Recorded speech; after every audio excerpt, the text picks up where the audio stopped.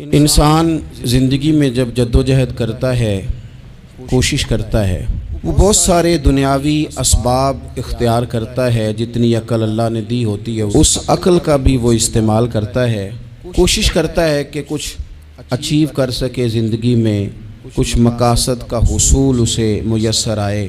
عزیز بھائیوں، ایک بات اپنے ذہن میں اچھی طرح بٹھا لیں اور لکھ لیں کہ زندگی میں جو کسی بندے کو کامیابی حاصل ہوتی ہے وہ رب تعالیٰ کی مدد سے حاصل ہوتی ہے۔ اگر رب تعالیٰ مددگار ہو تو پھر کوئی چیز بھی رستے میں رکاوٹ نہیں بنتی، اور اگر مالک کریم کو منظور نہ ہو تو انسان بہترین سیاستدان ہو، اچھا ایڈمنسٹریٹر ہو، اس کا ذہن بڑی وسعت رکھتا ہو، بڑی اچھی پلاننگ کرنا جانتا ہو، سارا کچھ ہو، تو بندہ ناکام ہو جاتا ہے۔ مسلمانوں کو جتنی کامیابیاں ملیں ان کا پس منظر صرف اتنا تھا کہ اللہ تبارک و تعالیٰ نے اپنے بندوں کی مدد فرمائی، اور اب تعالیٰ نے قرآن مجید میں اس حقیقت کا بیان کیا، فرمایا بل اللہ مولاکم، فرمایا بلکہ اللہ تمہارا مولا ہے، وَهُوَ خَيْرُ النَّاصِرِينَ، اور وہ بہترین مددگار ہے۔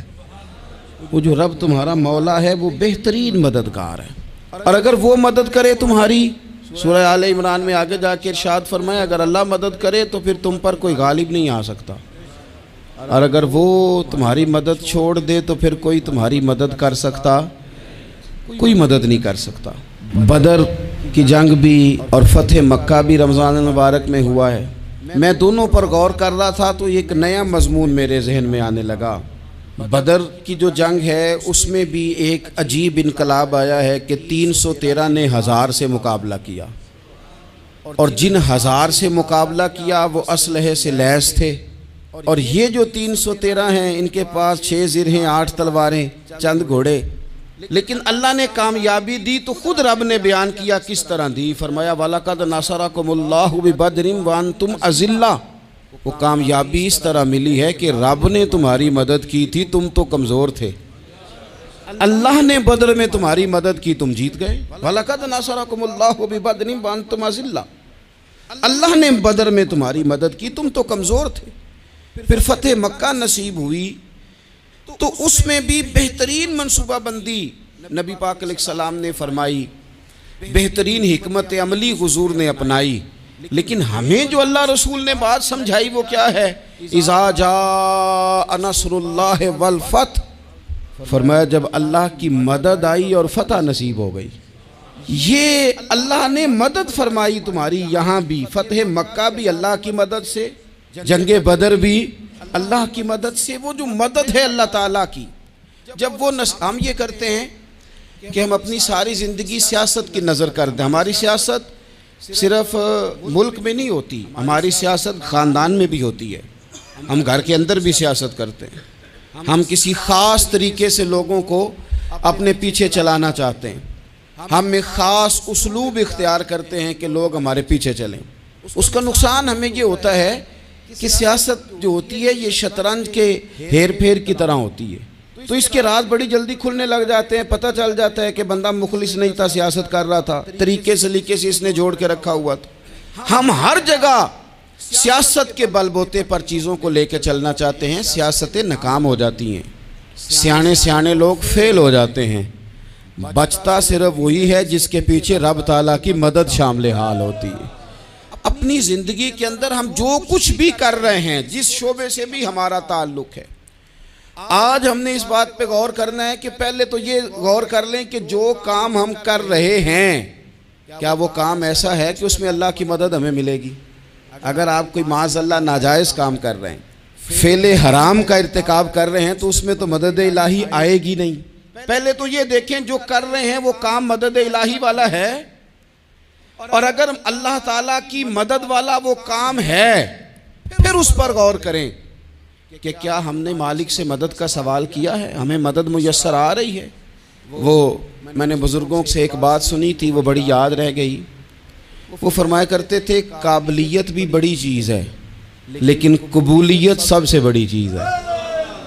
قابل ہونا بھی بڑی بات ہے لیکن زیادہ بڑی بات یہ ہے کہ اس کی بارگاہ میں قبول بھی ہے کہ نہیں۔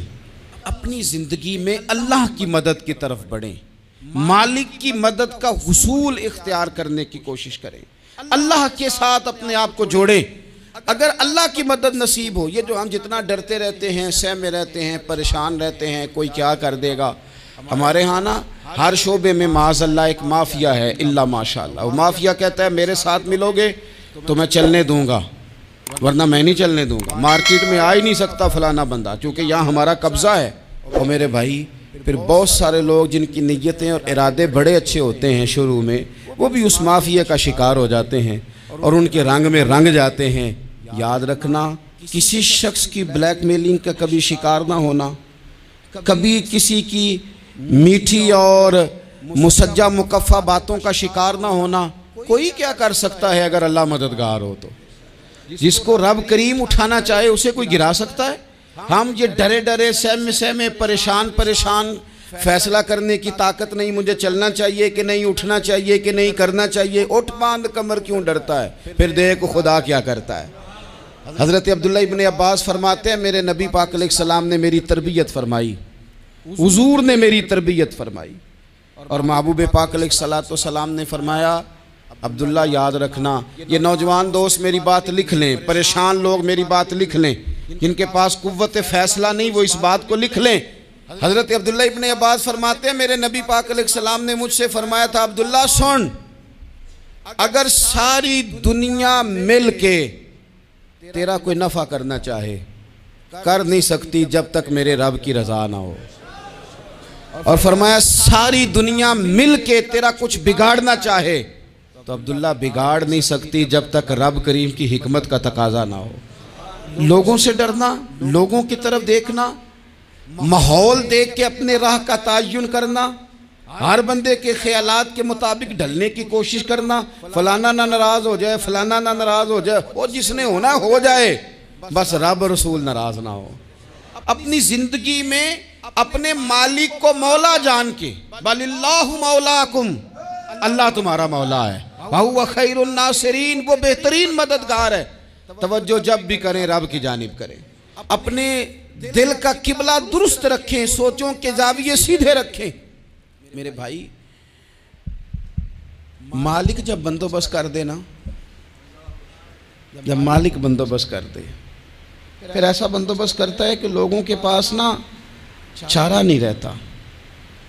حضرت مریم رضی اللہ تعالی عنہا پاک باز تھیں، مسجد میں رہی تھیں، پر مالک کی حکمت کے تقاضے بڑے عجیب ہے نا۔ پھر جناب مریم کو اللہ تعالیٰ نے بغیر شوہر کے اولاد عطا کر دی۔ یہ بات ہی ایسی تھی، وہ کسی نے کہا تھا کہ مخلوق تو فنکار ہے اس درجہ کے پل بھر میں سنگے در کعبہ سے بھی اصنام تراشے، تم کون ہو کیا چیز ہے داغ کبابی، لوگوں نے تو مریم پہ بھی الزام تراشے۔ تو لوگوں نے کہا کدھر سے لے آئی بچہ، تیرا باپ تو ایسا نہیں تھا، کہاں سے لے آئی؟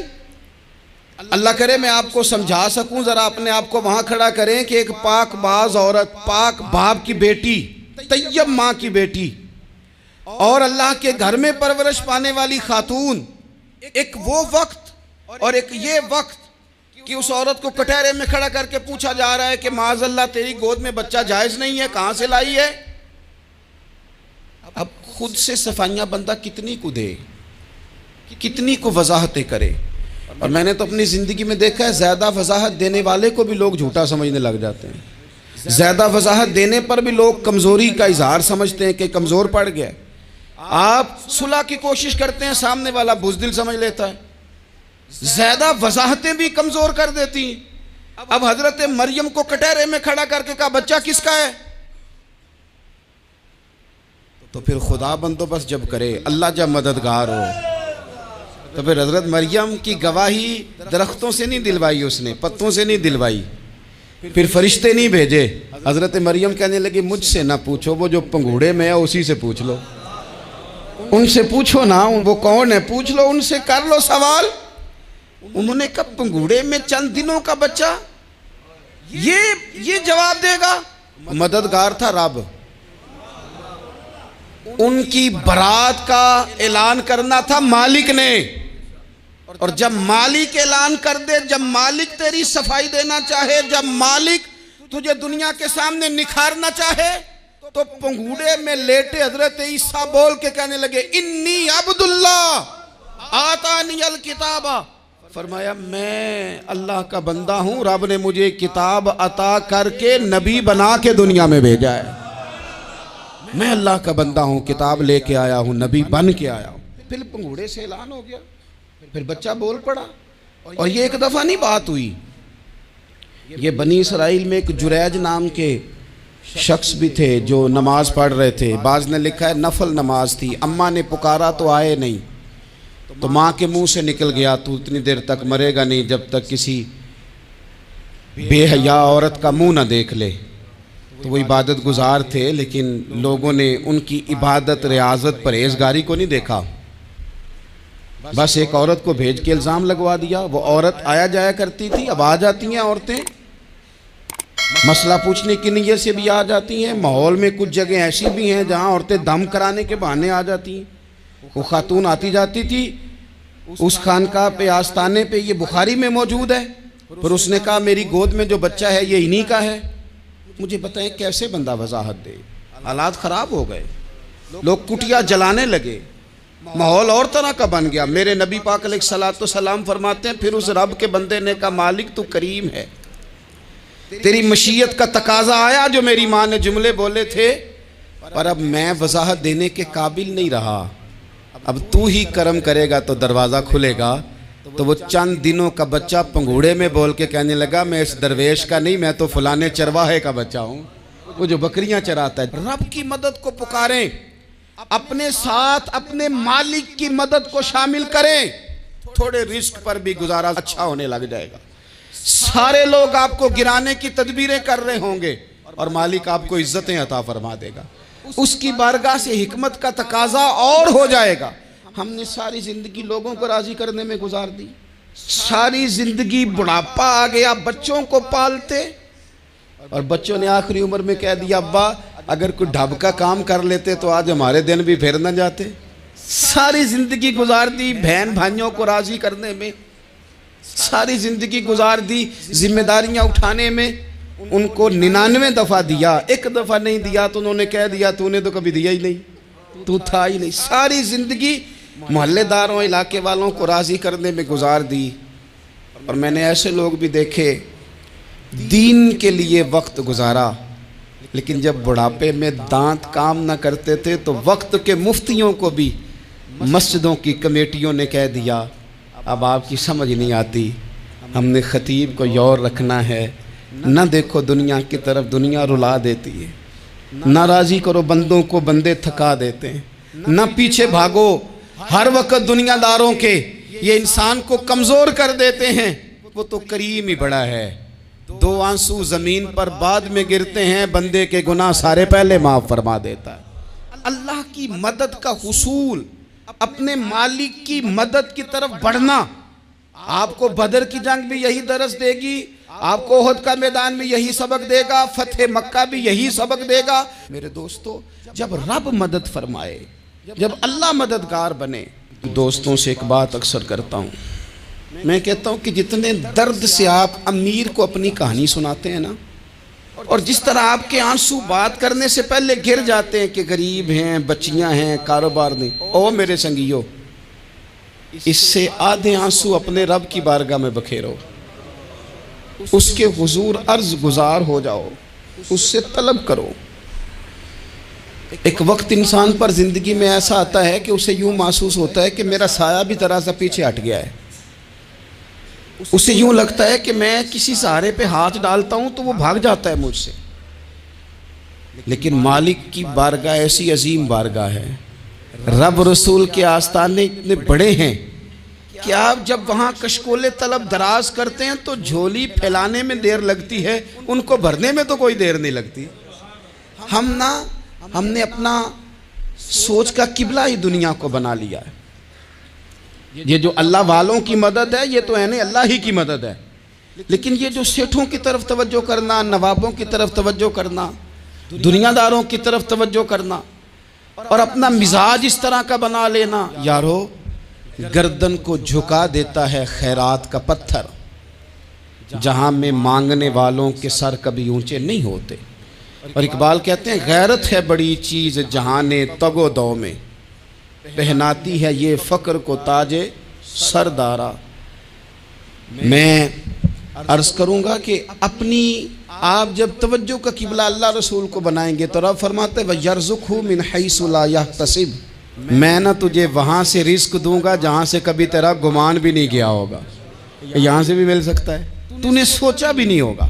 بخاری شریف میں حدیث ہے، حضرت جابر ابن عبداللہ فرماتے ہیں نبی پاک صلی اللہ علیہ وسلم نے نا 300 لوگوں کا ایک لشکر روانہ کیا کسی مہم کے لیے، کسی جہاد کے لیے۔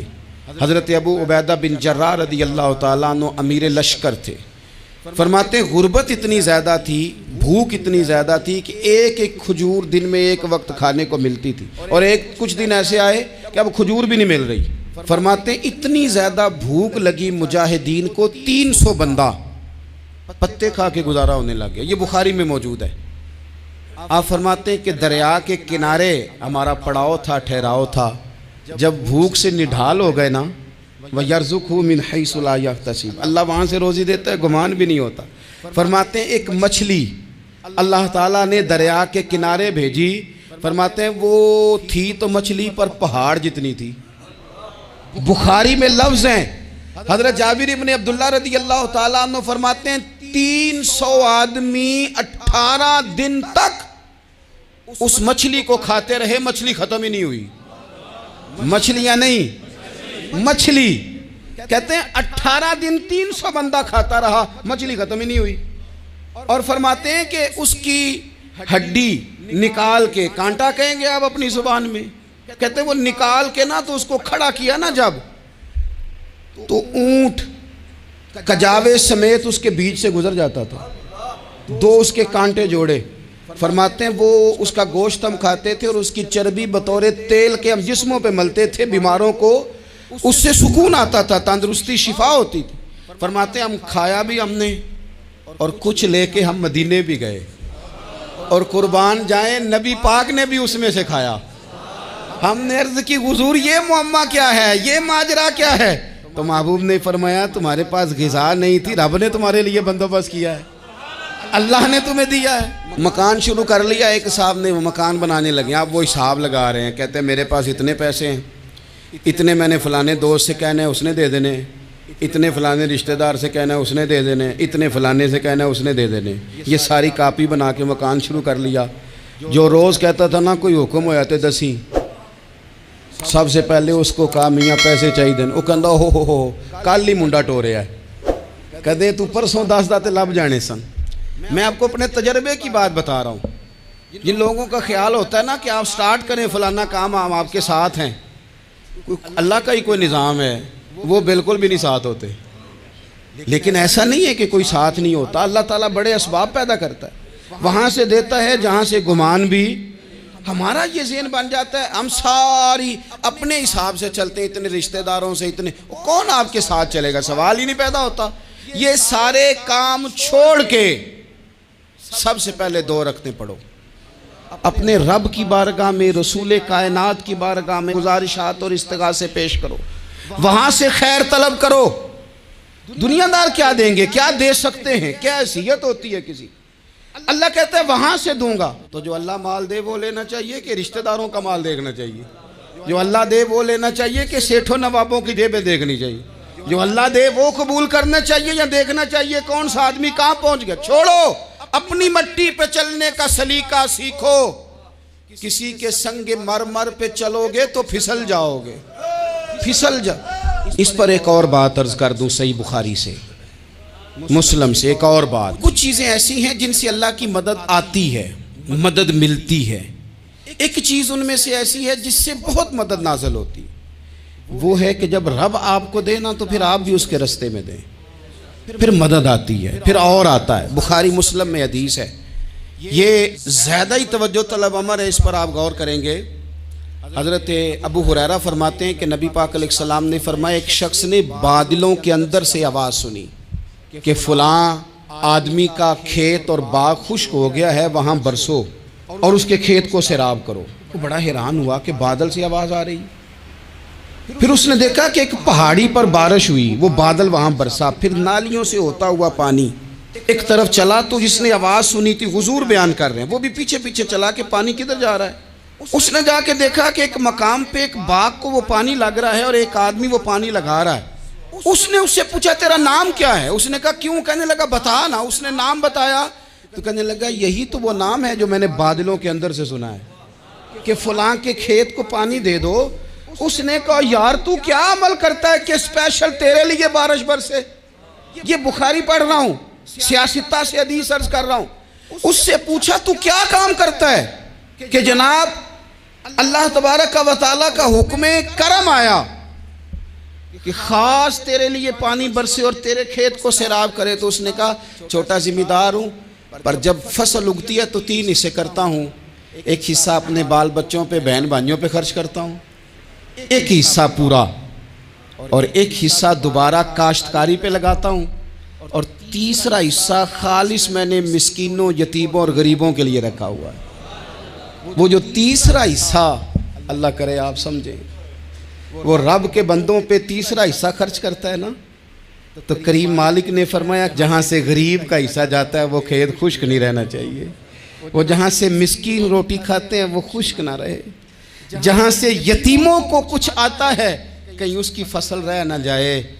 میں اور آپ بھی اگر اپنے مال میں مسکینوں، یتیموں، غریبوں کے حصے رکھ لیں گے تو فصلیں خشک نہیں رہیں گی، ان کے اندر تازگی آئے گی، نور آئے گا، کرم آئے گا، خاص کر خدا کی رحمت برسے گی۔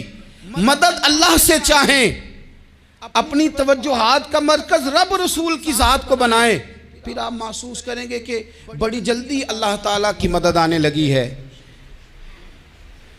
کبھی آپ صرف کہہ دیں نا میرا رب میرے ساتھ ہے، اس لفظ میں اتنی طاقت ہے کہ دشمن ویسے زہر ہو جاتا ہے۔ زندگی میں کسی سے بھی لڑائی ہو تو اچھی طرح سوچ لیں کہ اللہ اس طرف ہے یا اس طرف ہے۔ اگر آپ زیادتی پہ ہیں تو پھر رب مظلوم کی جانب ہے۔ اگر اللہ کی مدد آپ کے ساتھ ہے تو دنیا کی کوئی طاقت آپ کو گرا نہیں سکتی، اور اگر آپ مظلوم کے مقابلے میں ظالم بن کے آپ کھڑے ہو گئے ہیں اور آپ نے رویہ وہ اختیار کیا ہے کہ جس میں مدد نہیں آئے گی، تو پھر یاد رکھ لیں کہ آپ کوئی بھی ہیں، کہاں بھی ہیں، آپ کمزور ہیں۔ طاقتور تھے ابتدائے اسلام میں، ظاہری طاقت تھی کفار مکہ کے پاس، وہ ڈنڈوں سے مارتے تھے غریبوں کو، ان کے ہاتھوں میں ڈنڈے تھے، پر خدائی طاقت ان مظلوموں کے ساتھ تھی۔ صاحب زرقانی نے لکھا ہے حضرت زنیرہ رضی اللہ تعالیٰ عنہ ایک لونڈی ہیں، غریب ہیں، ماڑے دا کی کام محمد ناس جانا یا رونا، غریب سادی بی بی اور لونڈی کنیزہ، ایک مشرک کی کنیزہ تھی، انہوں نے کلمہ پڑھ لیا، وہ ڈنڈوں سے مارتا، دروں سے مارتا، تکلیف دیتا۔ حضرت زنیرہ رضی اللہ تعالیٰ عنہ کو اتنا مارا، اتنا مارا۔ اب آپ ایک اور پہلو پر بھی غور کریں، مار بھی پڑ رہی ہے پر خدا ادھر ہی ہے، اللہ کی مدد ادھر ہی ہے۔ رب کہتا ہے کہ پہلے تو صبر کرنا، ان اللہ مع الصابرین، تو صبر کرے گا تو پھر رب کی معیت ملے گی، ذرا ٹھہرنا، تو تھوڑا ڈٹنا۔ ان الذین قالوا ربنا اللہ ثم استقاموا تتنزل علیہم الملائکہ، تو کہے اللہ میرا رب ہے، پھر تو پہلے ڈٹ، پہلے تو نے ڈٹنا ہے۔ ثم استقاموا، جو ڈٹ گیا، تتنزل علیہم الملائکہ، ڈٹنے والے کے لیے مدد آتی، پہلے تھوڑا ٹھہرنا پڑتا ہے، پہلے تھوڑا صبر کرنا پڑتا ہے، حوصلہ کرنا پڑتا ہے، اس کے بعد مدد آتی۔ مار پڑ رہی ہے، مارا جا رہا ہے حضرت زنیرہ کو، ان کا مالک جو ہے ظاہری آقا وہ مار رہا ہے، یہ کنیزہ ہے، اتنا مارا، اتنا مارا، ان کی بینائی چلی گئی، نظر آنا بند ہو گیا۔ ابو جہل آیا اور کہنے لگا زنیرہ دیکھا نا ہمارے بت تیری آنکھیں لے گئے، معاذ اللہ، لات و منات ہمارے بتوں نے تجھے اندھا کر دیا۔ اب ایسا نہیں ہے کہ بی بی روتی جا رہی ہے، روتی جا رہی ہے، مایوسی مایوسی، معاذ اللہ، پریشانی، غریبی بڑی ہے، پوچھنے والا کوئی نہیں، یہ باتیں نہیں۔ کیا جملے ہیں خاتون کے، کیا لفظ ہیں۔ ابو جہل نے طنزیہ کہا، معاذ اللہ، کہنے لگا دیکھا نا ہمارے بتوں نے تجھے اندھا کر دیا۔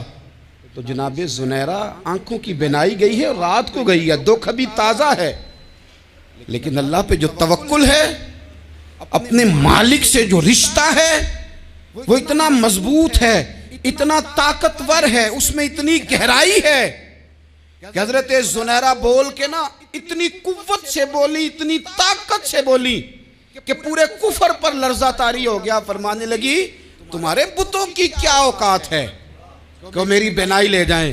یہ میری رب کی حکمت کا تقاضا ہے۔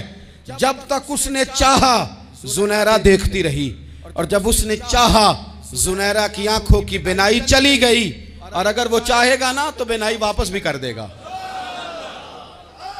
اگر ہو ذوق یقین پیدا تو کٹ جاتی ہیں زنجیریں، اگر وہ چاہے گا تو بینائی آ بھی جائے گی۔ حضرت زنیرہ نے رات کو یہ لفظ کہے، ابو جہل اور سارے کفار ڈر کے سن کے چلے گئے، آپ اطمینان سے آ کے بستر پہ سوئی۔ جب سویرے اٹھی تو اللہ نے آنکھوں کی روشنی واپس کر دی تھی۔ آنکھوں کی اب چھڑی پکڑی ہے، بازاروں میں گھومتی ہے، کہتی ہیں بلاؤ کدھر ہے تمہارے نات و منات، دیکھو میرے رب نے روشنی واپس کر دی۔ آ کر میرے ساتھ ادھر آ، ستمگر ہنر آزمائیں، تو تیر آزما ہم جگر آزمائیں۔ بیمار لوگوں یاد رکھو، کہہ دیا ڈاکٹر نے کہ تو بڑا بیمار ہے، تو بڑا کمزور ہے، یہ ہو گیا وہ ہو گیا، تو ڈاکٹر اپنے علم کے مطابق بات کر رہا ہے، ہوگا تو وہ جو میرا رب چاہے گا۔ کمزور ہو جانا، پریشان ہو جانا، تکلیف میں آ جانا، پتہ نہیں بات ہو گئی ہے تو جانے کیا ہو جائے گا۔ اپنی زندگی کے اندر اپنے رب سے رشتہ مضبوط کریں، رسول کائنات سے رشتہ مضبوط کریں، اللہ والوں سے رشتہ مضبوط کریں۔ حضرت زنیرہ نے پیغام دیا کہ زندگی میں جو جینا چاہتے ہیں تو وہ رب کا نام لے کے جی سکتے ہیں، جو اپنی زندگی میں خوشیاں دیکھنا چاہتے ہیں تو رسول اللہ کے نام پر خوشیاں دیکھی جا سکتی ہیں۔ توکل کی بنیاد پر بندہ خوشیاں لے سکتا ہے، اور اگر انسان میں توکل نہیں ہے تو پھر وہ اس کالے جادو سے بھی ڈر رہا ہے، وہ نیلے سے بھی ڈر رہا ہے، وہ پیلے سے بھی ڈر رہا ہے، وہ فلانے سے بھی ڈر رہا ہے، وہ میرے خلاف فلانا رشتہ دار سازش کر رہا ہے تو ڈر رہا ہے، فلانا میرے بارے میں یہ کر رہا ہے تو ڈر رہا ہے، وہ پتہ نہیں دنیا ادھر ہو جائے گی تو کیا ہو جائے گا، اٹھ باندھ کمر کیوں ڈرتا ہے، پھر دیکھ خدا کیا کرتا ہے۔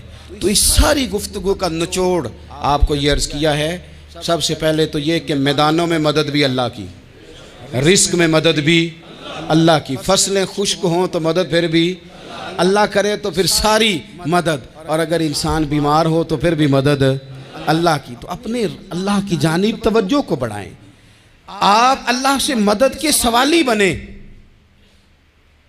ترمذی کی ایک حدیث ہے، میں آپ کو زندگی کا تجربہ بتاتا ہوں کہ جب میں بڑا پریشان ہوتا ہوں تو یہ والی روایت کھول لیتا ہوں، مزہ دیتی ہے۔ میرے نبی پاک علیہ السلام نے فرمایا اپنے دکھ سیٹھوں نوابوں کو نہ کہنا، مالداروں کا نہ کہنا، ورنہ اللہ تمہیں کبھی غنی نہیں کرے گا۔ فرمایا اپنے دکھ اپنے رب کی بارگاہ میں عرض کرنا، جلدی کرے یا دیر سے کرے اللہ تمہیں لوگوں سے بے نیاز کر دے گا، اللہ تمہیں غنی کر دے گا۔ رات کو بیٹھو نا اس کی بارگاہ میں، اسے دکھڑے سناؤ، چھوٹی چھوٹی باتیں۔ حضور نے فرمایا نمک بھی مانگو تو رب سے مانگو، چھوٹی چھوٹی بات سے شروع کرو نا۔ جب بندہ شروع کرتا ہے نا چھوٹی چھوٹی چیزیں تو بڑی ساری چیزیں یہ اس طرح ہوتا ہے جیسے بندہ رب سے گفتگو کر رہا ہے، مالک مجھے یہ چاہیے، مالک میں یہاں کمزور ہوں، اللہ میں یہاں پریشان ہوں۔ آپ یہ کر کے تو دیکھیں، لمبی لمبی دعائیں مانگ کے تو دیکھیں، اس کے حضور جوڑ کے تو دیکھیں، آپ دیکھیں گے راحت کتنی ہے، سکون کتنا ہے۔